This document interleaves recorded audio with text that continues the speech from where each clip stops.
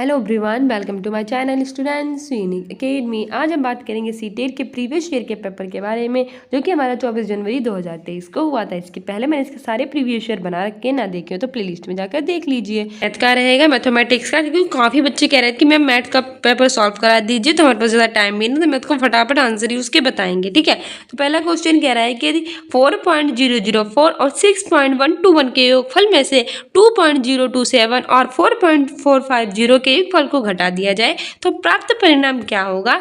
Option A 3.801, option B है 3.648, option C है 3.441 और ऑप्शन डी है 4.044। सही आंसर हमारा हो जाएगा ऑप्शन बी 3.648। ठीक है, इस तरह से हम इसको सॉल्व करेंगे। आपको बता दिया गया है कि इस तरह से अगर हम इसको सॉल्व करेंगे तो हमारा सही आंसर आ जाएगा। ठीक है, इसको आप सॉल्व कर लीजिएगा।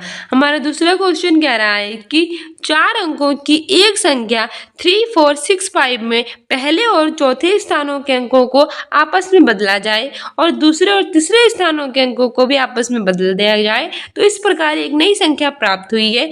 नई और पुरानी संख्याओं का योगफल क्या होगा। ऑप्शन ए 8928, ऑप्शन बी है 7110, ऑप्शन सी है 9999 और ऑप्शन डी 9108। सही आंसर हमारा हो जाएगा इसमें ऑप्शन डी 9108। ठीक है, हमारी व्याख्या भी कह रही है कि संख्या जो 3, 4, 6, 5 है, इसमें पहले और चौथे अंक के साथ दूसरे और तीसरे अंक जो है उनको आपस में हम बदलेंगे तो इस प्रकार नई संख्या हमें 5643 प्राप्त होगी। अतः अविष्ट संख्या जो 5643 प्लस 3465 है, इस तरह से 9108 हो जाएगा। ठीक है, अगला क्वेश्चन कह रहा है हमारा तीसरे नंबर का कि संख्याएं 25, 34, 22, 15 और 30 के गुणनफल में कितने शून्य होंगे। ऑप्शन ए है 2, ऑप्शन बी है 3, ऑप्शन सी है 1 और ऑप्शन डी है 4। सही आंसर हमारा हो जाएगा ऑप्शन बी 3। अगला क्वेश्चन कह रहा है कि मध्यावकाश के समय राधा की 4 सखियों ने देखा कि वह कोई चपातियां नहीं लाई हैं, इसीलिए उसकी 3 सखियों में से प्रत्येक ने उसे 1/4 चपाती और शेष सखी ने आधी चपाती उसे दी। उसके पास कितनी चपाती हो गई। ऑप्शन ए है 1 सही 1/2, ऑप्शन बी है 3/4, ऑप्शन सी है 5/4 और ऑप्शन डी है 1 सही 3/4। सही आंसर हो जाएगा ऑप्शन सी 5/4। ठीक है, हमारी व्याख्या भी कह रही है कि राधा है वो 4 सखियों के द्वारा राधा को दी गई जो चपातियां हैं उनका भाग इस तरह से है और 1 सही 1/4 प्लस 1/4 प्लस 1/4 प्लस 1/2, इस तरह से 1 + 1 + 1 + 2/4 होगा और बटा 5/4 हो जाएगा। कुल चपाती कितनी हो जाएंगी 5/4। ठीक है, अगला क्वेश्चन कह रहा है हमारा कि एक अध्यापिका ने अपनी कक्षा के विद्यार्थियों को 1 अंक की एक संख्या, 2 अंकों की एक संख्या, 3 अंकों की एक संख्या, 4 अंकों की एक संख्या और 5 अंकों की एक संख्या को जोड़ने के लिए कहा। उसने उन्हें यह भी कहा कि उपयुक्त संख्याओं में केवल अंक 1 का ही प्रयोग करना है। अपेक्षित उत्तर है ऑप्शन ए 21342, ऑप्शन बी है 12345, ऑप्शन सी है 41235, ऑप्शन डी है 12354। सही आंसर हमारा हो जाएगा ऑप्शन बी 12345। ठीक है, हमारी व्याख्या कह रही है कि केवल अंक 1 के ही प्रयोग द्वारा 1, 2, 3, 4 और 5 अंकों की बनी संख्या 1 अंक की एक संख्या 1, 2 अंकों की एक संख्या 1, 1, 3 अंकों की एक संख्या 1, 1, 1, 4 अंकों की एक संख्या 1, 1, 1, 1 और 5 अंकों की एक संख्या 5/5। ठीक है, इस तरह प्रश्न के अनुसार 1, 1, 1, 1, 1, 1, 1, 1, 1, 1, 1, 1, 1, 1, 1, 1 हो जाएंगे और इस तरह जब हम इसको जोड़ेंगे 1, 2, 3, 4, 5 हो जाएगा, यानी 12,345। ठीक है, छठा क्वेश्चन हमारा कह रहा है कि घटते हुए क्रम में लिखी संख्याएं, यानी कि जो नंबर है उसमें डिक्रीजिंग ऑर्डर में करना है। पहले हमें इसमें दिया गया है तो ये पहले में 443, 434, 424, 419, 408, 401 है। दूसरे में 443, 434, 419, 424, 401, 408 है। तीसरे में 401, 408, 419, 424, 434, 443 है और चौथे में 434, 419, 424, 443, 408 और 401 है। तो इसमें हमारे सही आंसर हो जाएगा ए ही हो जाएगा। 443 सबसे बड़ा, उससे छोटा 434 उससे छोटा, 424 उससे छोटा, 419 उससे छोटा, 408 उससे छोटा 401। ठीक है, ऑप्शन ई सही हो जाएगा। जबकि 443 इसमें लिखा है तो बड़ा है, चलो उससे छोटा 434 हो जाएगा। फिर 419 पहले दिया, जबकि 424 पहले आना चाहिए था। इसमें 401 से स्टार्ट कर दिया तो ये गलत हो जाएगा। फिर इसमें हमारा 443 लास्ट में दिया है, 434 पहले दिया इसलिए गलत हो जाएगा। तो ऑप्शन ही सही हो जाएगा। ठीक है, अगला क्वेश्चन कह रहा है कि एक आयत में कितनी सममित रेखाएं हैं। ऑप्शन ए 4, ऑप्शन बी है 3, ऑप्शन सी है 2, ऑप्शन डी है 1। सही आंसर हो जाएगा ऑप्शन बी 2। ठीक है, हमारी व्याख्या भी कह रही है कि सममित रेखा वे रेखा होती हैं जो किसी भी आकृति में इस रेखा के अनुदिश मोड़ने पर दोनों तरफ के भाग जो होते हैं वो समान होते हैं। इसलिए आयत में जो सममित रेखाएं कितनी होती हैं, 2 हो जाती हैं। इसलिए ऑप्शन सी सही हो जाएगा। अगला क्वेश्चन कह रहा है कि एक घन के एक फलक का परिमाप 40 सेंटीमीटर है। इसकी सभी किनारों की लंबाइयों का योगफल सेंटीमीटर में क्या होगा। ऑप्शन ए है 120, ऑप्शन बी है 60, ऑप्शन सी है 480, ऑप्शन डी है 240। सही आंसर हमारा हो जाएगा ऑप्शन ए 120। ठीक है, देखो हमारा इस तरह से इसने सॉल्व किया है। अगला क्वेश्चन कह रहा है कि 3 सही 1/3 समकोण का मान बताना है। ऑप्शन ए है 270, ऑप्शन बी है 300 डिग्री, ऑप्शन सी है 310 डिग्री, ऑप्शन डी है 330 डिग्री। सही आंसर हो जाएगा ऑप्शन बी 300 डिग्री। ठीक है, अगला क्वेश्चन हमारे कह रहा है 10वें नंबर का कि राहुल ने 25 लीटर धारिता वाले 3 द्रव डिटर्जेंट के डिब्बे खरीदे और पदार्थ को 750 मिली माप वाली बोतलों में स्थानांतरित किया। वह इससे ऐसी कितनी बोतलों को भर सकता है। ऑप्शन ए है 33, ऑप्शन बी है 80, ऑप्शन सी है 100, ऑप्शन डी है 110। सही आंसर हमारा हो जाएगा ऑप्शन सी 100। ठीक है, हमारी व्याख्या देखिए, यही व्याख्या हमारी देख लीजिए। ये रही 1 लीटर बराबर जो होता है वो 1000 लीटर होता है। 25 लीटर बराबर 25,000 मिलीलीटर होगा। 25 लीटर वाले 3 डिब्बों में पदार्थ की मात्रा जो होगी वो 25,000 गुणे 3 होगी। इस तरह से 75,000 मिलीलीटर हो जाएगी। 75,000 मिली पदार्थों को 750 मिलीलीटर वाली बोतलों में स्थानांतरित करेंगे और आवश्यक बोतलों की संख्या होगी 75,000 बटा 750। इस तरह से 100 बोतल हमारा आंसर हो जाएगा। अगला क्वेश्चन कह रहा है हमारा कि एक बढ़ई को 12 मीटर लंबे एक फट्टे को 10 बराबर भागों में काटना है। यदि एक बार काटने के लिए 2 मिनट 15 सेकेंड का समय लगता है तो इस फट्टे के 10 समान टुकड़ों को प्राप्त करने के लिए कितना समय लगेगा। Option A 18 minute 45 second, option B है 20 मिनट 15 सेकेंड, ऑप्शन सी है 20 मिनट 5 सेकेंड, ऑप्शन डी है 19 मिनट 35 सेकेंड। सही आंसर हमारा आंसर हो जाएगा ऑप्शन बी 20 मिनट 15 सेकेंड। ठीक है, हमारी व्याख्या कह रही है देखिए कि 12 मीटर लंबे एक फट्टे को बराबर भागों में बांटने के लिए 9 बार इसे काटना पड़ेगा। इस 9 बार काटा है। फट्टे को एक बार काटने में समय लगा 2 मिनट 15 सेकेंड है। इस तरह से 135 सेकेंड हो गए और 9 बार जब हम काटेंगे तो 135 की गुणा कर देंगे 9 से। इस तरह से 1215 सेकेंड हो जाएंगे और 1215 सेकेंड का मतलब 20 मिनट और 15 सेकेंड होता है। ठीक है, अगला क्वेश्चन कह रहा है हमारा 12वें नंबर का कि एक फल विक्रेता फलों को नीचे दी गई मूल्य सूची से बेच रहा है, यानी जो फ्रूट्स हैं और इनका मूल्य है। आम को 100 पर केजी, ऑरेंज यानी संतरे को 160 पर केजी, कोकोनट यानी नारियल को 40 पर पीस और एप्पल यानी सेब को 250 पर केजी है। ठीक है, इस तरह से जैन जो है उसने 2 केजी आम खरीदे, 500 ग्राम संतरे खरीदे, 500 ग्राम सेब खरीदे और 2 नारियल खरीदे। तो उसे कितने रुपए देने होंगे। ऑप्शन ए है 485, ऑप्शन बी है 385, ऑप्शन सी है 550, ऑप्शन डी है 430। सही आंसर हमारा हो जाएगा ऑप्शन ए 485। ठीक है, हमारी व्याख्या कह रही है कि जो प्रश्नगत मूल्य है ऊपर जो मूल्य दिए गए हैं सभी का अलग अलग, तो 2 किलोग्राम जो है वो आम खरीदा है, 2 केजी आम है तो 2 गुणे 100, क्योंकि 100 रुपये किलो थे ना तो 200 रुपये हो जाएंगे। ठीक है, 500 ग्राम संतरे का मूल्य है तो 80 हो जाएंगे, 500 ग्राम सेब का मूल्य तो 125 हो जाएंगे, 2 नारियल का मूल्य है 80 और जैन द्वारा भुगतान किया गया कुल है 200 प्लस 80 प्लस 125 और प्लस 80। इस तरह से 485 हमारा हो जाएगा। अगला क्वेश्चन हमारा कह रहा है कि the missing number in the pattern 21, 41, 31, 51, 41, 61 dash dash are respectively. ठीक है, रेस्पेक्टिवली यानी पैटर्न 21, 41, 31, 91, 41 61 डैश डैश में लुप्त संख्याएं ज्ञात करनी है। ऑप्शन है 61 71, यहाँ पे 61 71 आएगा। दूसरा कह रहा है 91 61, तीसरा कह रहा है 61 81 और ऑप्शन डी कह रहा है कि 51 और 71। इसमें से कौन सी संख्या आएगी? सही आंसर हमारा हो जाएगा ऑप्शन डी सही हो जाएगा 51 71। यहाँ पे कौन सा आएगा 51, यहाँ पे कितना आएगा 71। ठीक है, हमारी व्याख्या भी देख लिए कैसे हो रहा है ये 21। इसमें जो 10 हमने ऐड किया तो 31 हो गया, फिर 10 ऐड किया 41, फिर 10 ऐड किया तो 51। इस तरह से 41 में 10 ऐड किया तो 51, 10 ऐड किया 61, 10 ऐड किया 71। इस तरह से एक एक छोड़ करके जो है वो ये बन रही है। ठीक है, इस तरह से याद रख लेना।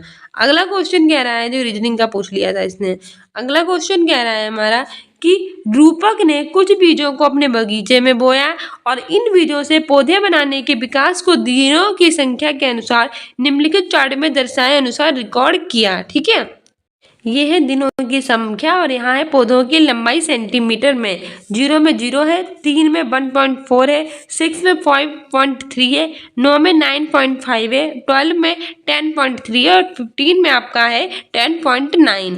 ठीक है, इस तरह से दिए हैं। तो किन 3 दिनों की अवधियों में जो पौधों की लंबाई में वृद्धि हुई है अधिकतम और न्यूनतम? पहला है कि 3 से 6, 9 से 12, दूसरा है 6 से 9, 0 से 3, तीसरा है 3 से 6, 6 से 9, चौथा है 6 से 9 और 12 से 15। सही आंसर हो जाएगा ऑप्शन डी 6 से 9 और 12 से 15।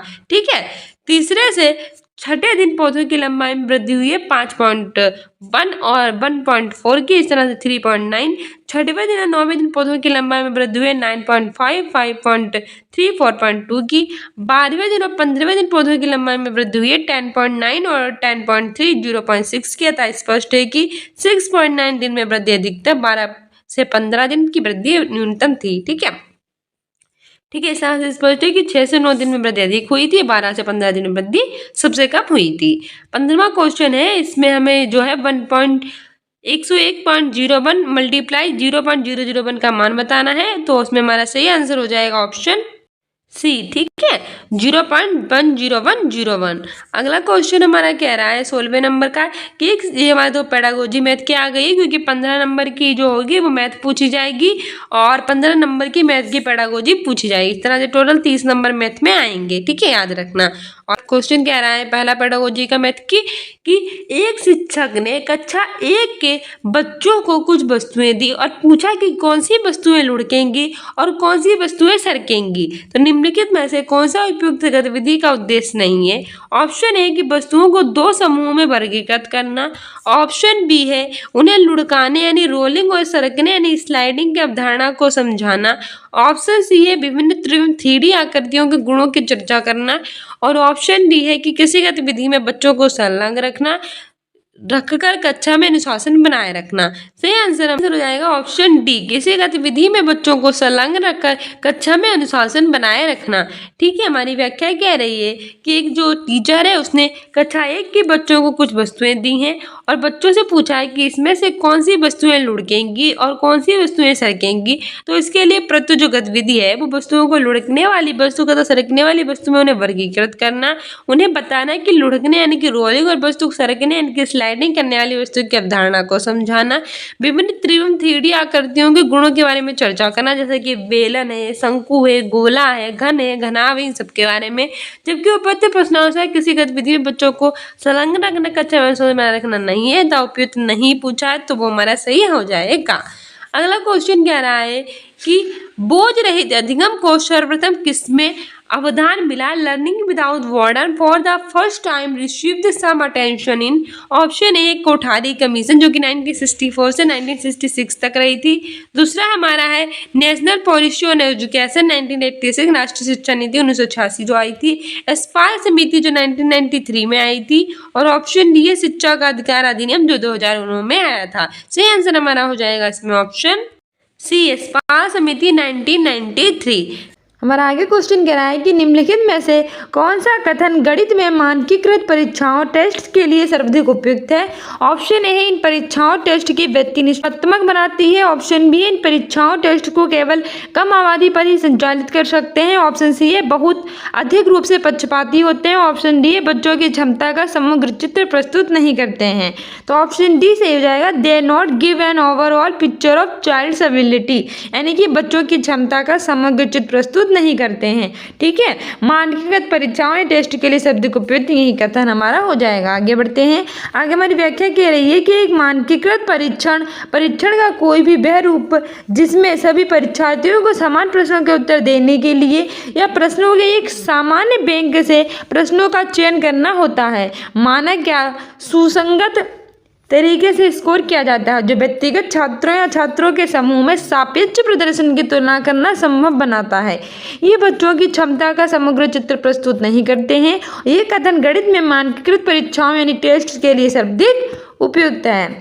आगे हमारा 8वां क्वेश्चन कह रहा है कि एक बच्चा योग और घटाव के प्रश्न निम्नलिखित प्रकार से करता है, यानी कि वो 6 - 3 = 4 करता है, 6 + 4 = 10 करता है, 2 + 7 = 9, 9 + 7 = 3 करता है। तो उपयुक्त परिस्थितियों में बच्चा निम्नलिखित में से किन अवधारणाओं का गलत तरीके से अनुप्रयोग कर रहा है। ऑप्शन ए है प्लेस वैल्यू यानी स्थानीय मान। ऑप्शन बी है समानुपातिकता। ऑप्शन सी है पश्चुगामी गिनती करना यानी कि काउंटिंग बैकवर्ड। ऑप्शन डी है संख्याक और संख्याओं का बोध। देखो इसमें आपको हिंदी और इंग्लिश दोनों देखनी पड़ेगी, क्योंकि हिंदी के वर्ड्स इतने डिफिकल्ट आते हैं कि आप कंफ्यूज हो जाएंगे कि वाला सही है कि नहीं है। तो इसमें हमारा सही आंसर हो जाएगा ऑप्शन सी काउंटिंग बैकवर्ड यानी पश्चुगामी गिनती। देखो इसने क्या किया है, 6 - 3 कितने होते हैं, 3 होते हैं, लेकिन इसने 4 कर दिया है।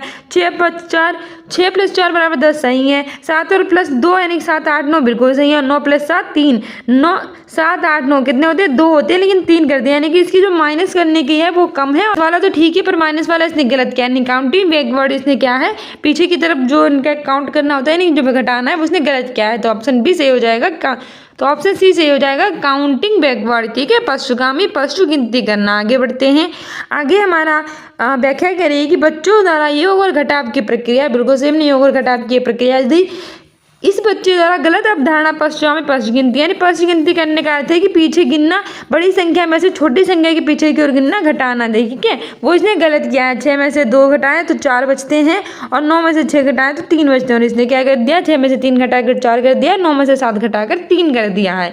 तो इसका क्या हो जाएगा, ठीक है। तो आगे बढ़ते हैं। आगे हमारा 19वां क्वेश्चन कह रहा है कि निम्नलिखित में से कौन सा गणित में आकलन करने के लिए सबसे कम प्रासंगिक है।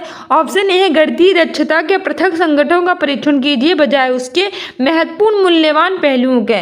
ऑप्शन बी है जो महत्वपूर्ण है उसे उसे मापिए और उसे नहीं जो मापने में सरल हो। ऑप्शन सी है गणितीय समझ के आकलन में खुले सिर वाले प्रश्न भी महत्वपूर्ण होते हैं। और ऑप्शन डी है आकलन को शिक्षक और अधिगमकर्ताओं को प्रतिपुष्टि प्रदान करनी चाहिए। तो हमारा सही आंसर हो जाएगा ऑप्शन ए गणितीय दक्षता के पृथक संगठनों का परीक्षण कीजिए बजाय उसके महत्वपूर्ण मूल्यवान पहलुओं के। तो कौन सा गणित में आकलन करने के लिए सबसे कम प्रासंगिक, यानी कि which of the following is least relevant for assessment is mathematics. Mathematics में सबसे कम महत्वपूर्ण कौन होता है, तो ये हमारा ऑप्शन ए सही हो जाएगा, ये सबसे कम महत्वपूर्ण होता है। ठीक है, गणितीय दक्षता के पृथक संगठनों का परीक्षण कीजिए बजाय उसके महत्वपूर्ण विभिन्न पहलुओं के।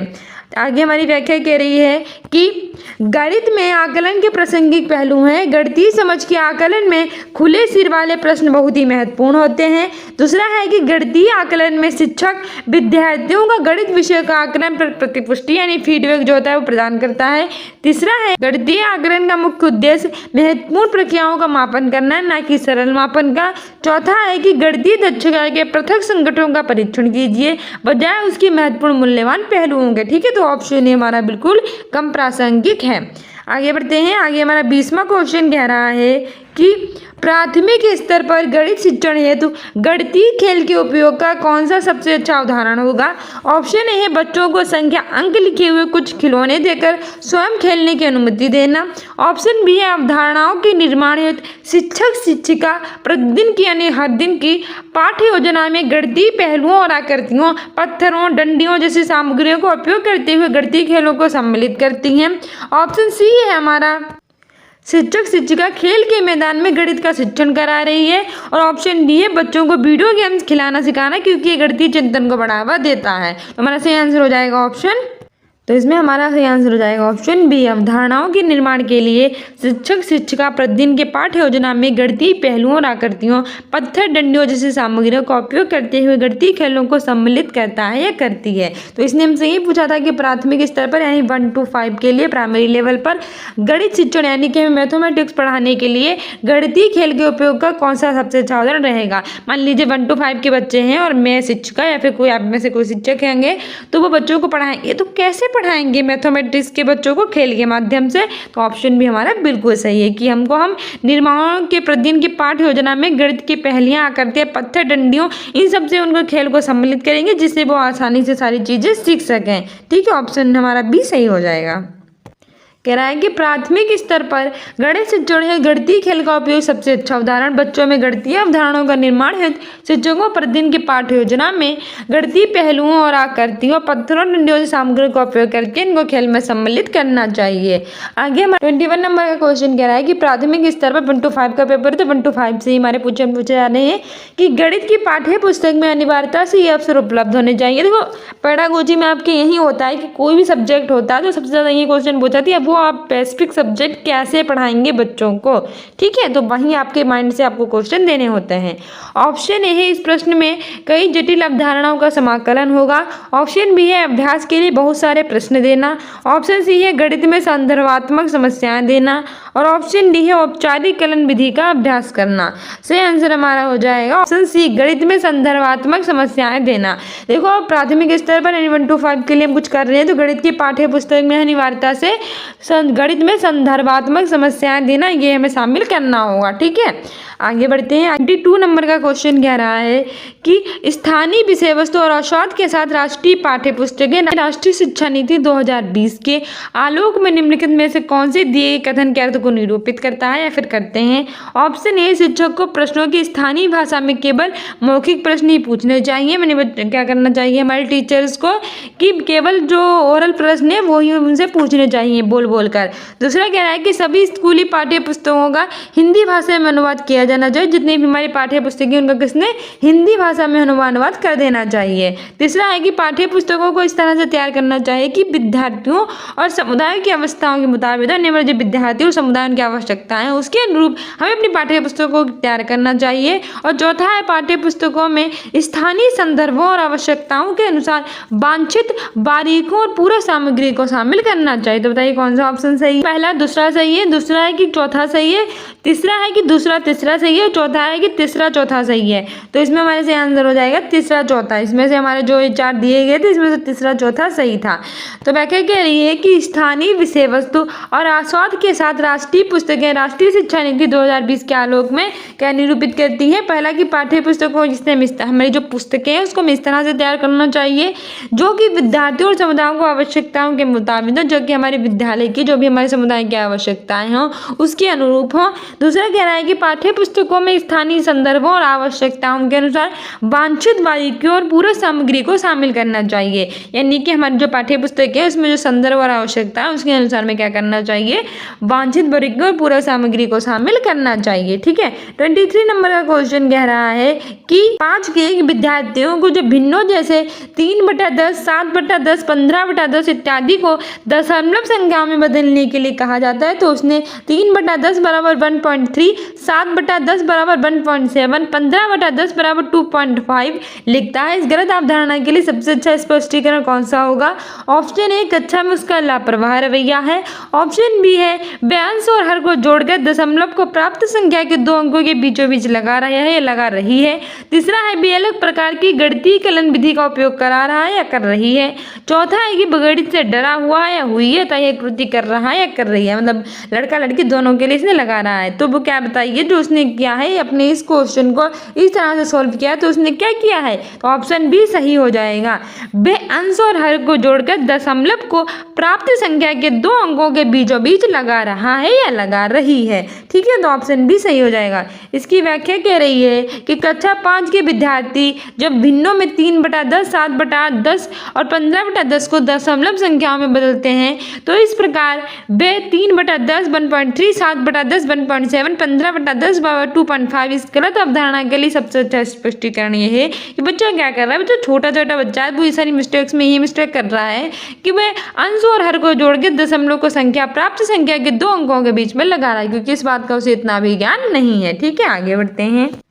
24 नंबर का क्वेश्चन कह रहा है कि 1 से शेषफल सर्वदा भाजक से कम होता है। प्राथमिक स्तर के विद्यार्थियों को ये समझने के लिए निम्नलिखित में से कौन सी प्रणाली विधि सर्वाधिक उपयुक्त है। ऑप्शन ए है हस्ताकौशल सामग्री जैसे कंकड़ों, गेंदों, टोकनों इत्यादि का उपयोग भाज्यों के रूप में करें जिनको विभिन्न तरीकों से बराबर समूह में बांटे और विद्यार्थियों को वांछित संबंध स्थापित करने दें।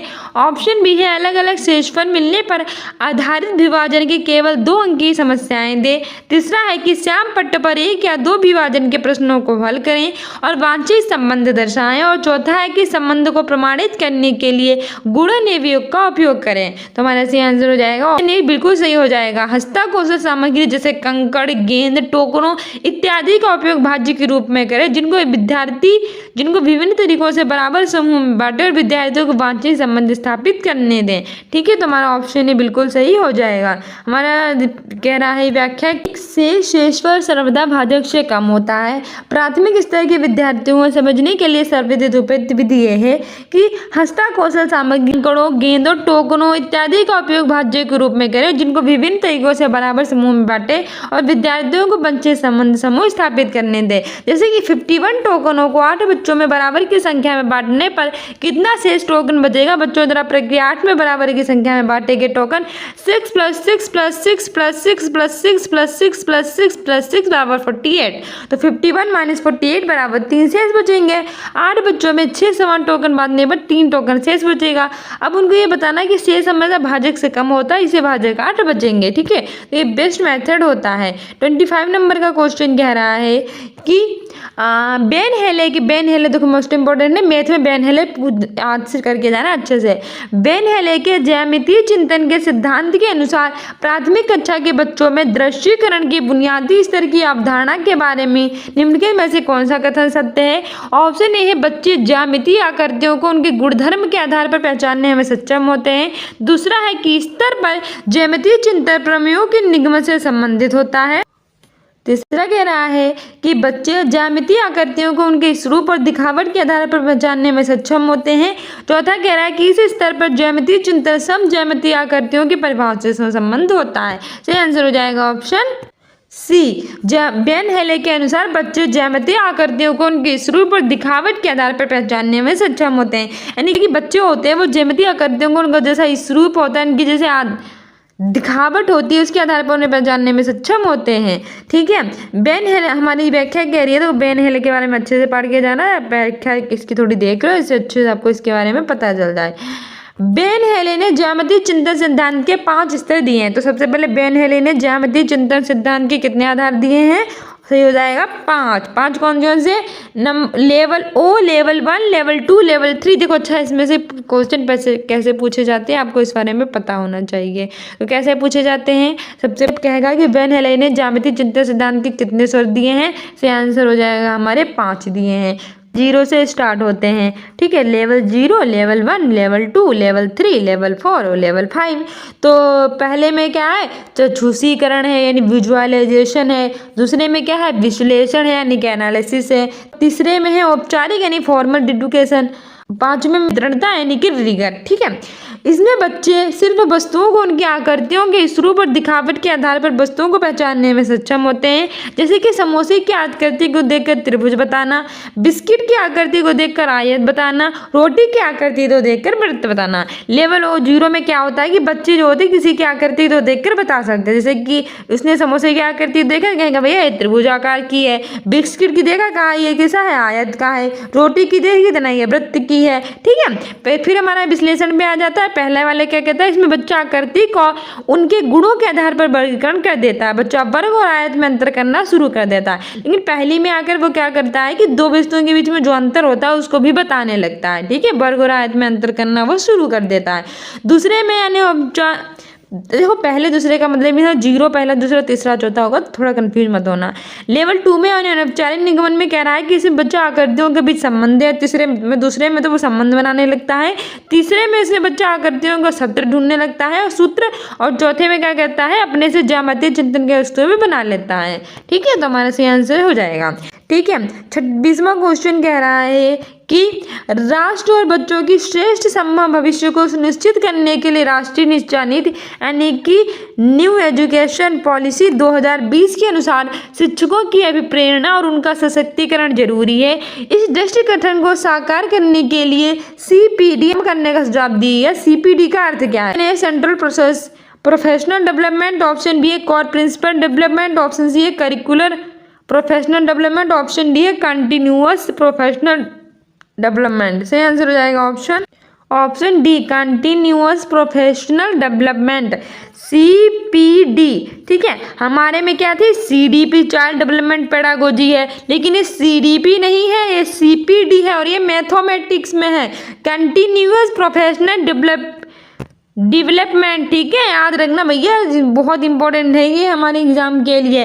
CPD यानी कि कंटिन्यूस प्रोफेशनल डेवलपमेंट और CPD यानी कि चाइल्ड डेवलपमेंट पेडागोजी, वो CPD में है और ये मैथ में है। आगे बढ़ते हैं। कह रहा है कि राष्ट्र और के श्रेष्ठ संभव भविष्य को सुनिश्चित करने के लिए राष्ट्रीय शिक्षा नीति यानी न्यू एजुकेशन पॉलिसी, ये भी याद रखना, एग्जाम में पूछ लेता है फुल फॉर्म, 2020 के अनुसार शिक्षकों की अभिप्रेरणा और उनका सशक्तिकरण जरूरी है। इस दृष्टि कथन को साकार करने के लिए CPD जैसे ऑप्शनों को आरंभ किया गया है। CPD का अर्थ होता है कंटिन्यूअस प्रोफेशनल डेवलपमेंट, यानी कि सतत व्यवसायिक विकास शिक्षकों को उनके क्षेत्र में नवीनतम विकास के साथ बनाए रखने में मदद करता है। इसका अर्थ है कि वे आज के छात्रों के लिए अधिक प्रासंगिक पाठ प्रदान कर सकते हैं। यह उन्हें नए कौशल और तकनीक विकसित करने की भी अनुमति देता है, जो समग्र रूप से बेहतर शिक्षक बनने में मदद मिलेगा। 7 नंबर का क्वेश्चन कह रहा है कि मूल्यांकन विद्यार्थियों की समस्या विशिष्ट अधिगम कठिनाइयों के निदान में और उसके अनुसार उपचारिक शिक्षण की योजना बनाने में डैश की सहायता करता है। ऑप्शन ए शिक्षकों, ऑप्शन बी है माता पिता अभिभावकों, ऑप्शन सी है शैक्षिक अधिकारियों, ऑप्शन डी है स्कूल निरीक्षक। तो सही आंसर क्या हो जाएगा? हमारा सही आंसर हो जाएगा ऑप्शन ए शिक्षकों। मूल्यांकन इस विद्यार्थियों की सामान्य और विशिष्ट अधिगम कठिनाइयों के निदान में और उसके अनुसार उपचारिक शिक्षण की योजना बनाने में शिक्षकों की क्या करता है? मदद करता है। ठीक है, आगे बढ़ते हैं। आगे हमारा 28 नंबर का क्वेश्चन कह रहा है NCERT के अनुसार कक्षा 1 के विद्यार्थियों के लिए निम्नलिखित में से कौन सा एक अधिगम प्रतिफल नहीं है?